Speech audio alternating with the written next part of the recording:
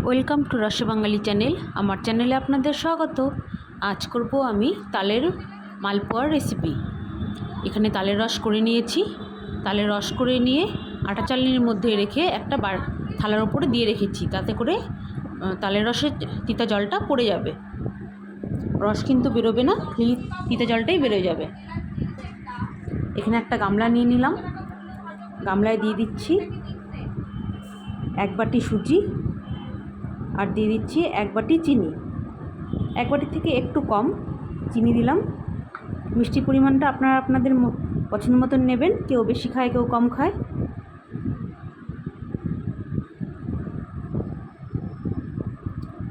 এখন এর মধ্যে অল্প জল দিয়ে প্রথমে চিনি আর সুজিটাকে মিলিয়ে নিচ্ছি জলের সঙ্গে।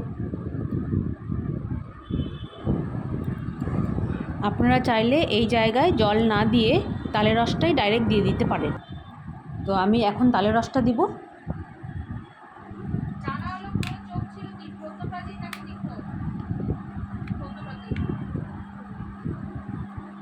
তো আমি অর্ধেকটা তালের রস দিয়ে দিচ্ছি।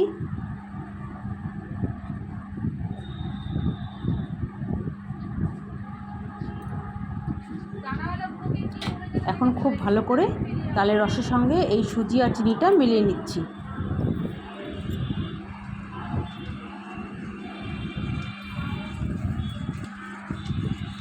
খুব ভালো করে মেলানো হয়ে গেছে। এখন দিয়ে দিব 2 বাটি ময়দা।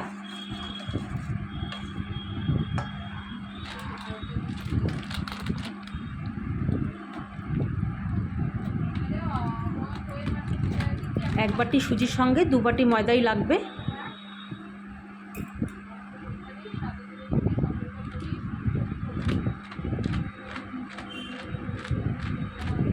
দু বাটি ময়দা দিয়ে দিলাম।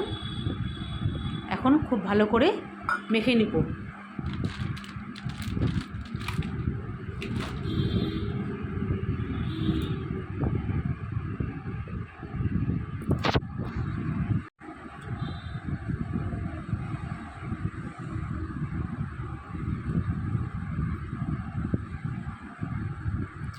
তালের রসের সঙ্গে খুব ভালো করে মেখে নিলাম।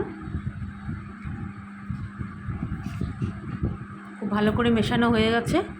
এখন হাত দিয়ে একটু ফেটিয়ে নিচ্ছি।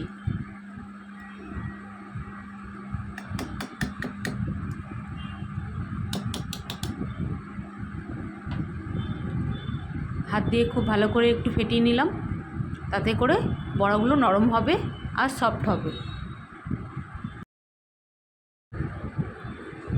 একটু টেস্ট করে দেখলাম যে সব কিছু ঠিক আছে কি না, তো একটু চিনিটা কম মনে হলো, তো আরেকটু চিনি দিয়ে দিচ্ছি। এখন আরও ভালো করে মিলিয়ে নিব। খুব ভালো করে মাখা হয়ে গেছে। এখন রেস্টে রাখবো প্রায় 5-7 মিনিটের মতন বা 10 মিনিটের মতন, যার হাতে যতটা টাইম থাকে সেই অনুযায়ী। তো আমি এখানে বেশ কিছুক্ষণ টাইম একটু রেস্টে রাখলাম।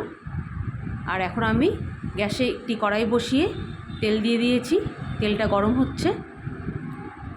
তেলটা গরম হতে হতে এই ব্যাটারটাও রেস্ট পেয়ে যাবে।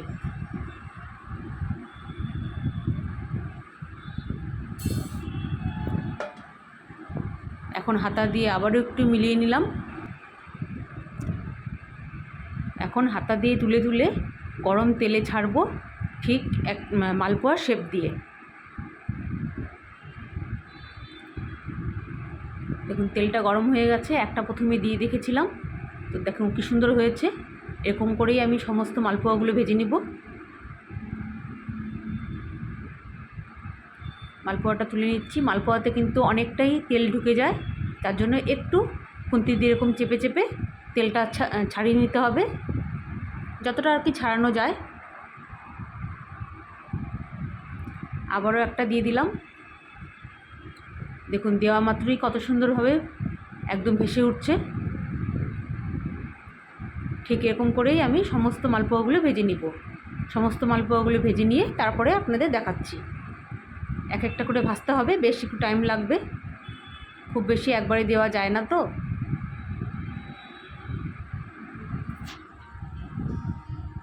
এরকম করেই আমি সম্পূর্ণ মালপোয়াগুলো ভেজে নিলাম। দেখুন কত সুন্দর হয়েছে, দেখতে যত সুন্দর হয়েছে খেতে কিন্তু ঠিক ততটাই সুন্দর হয়েছে।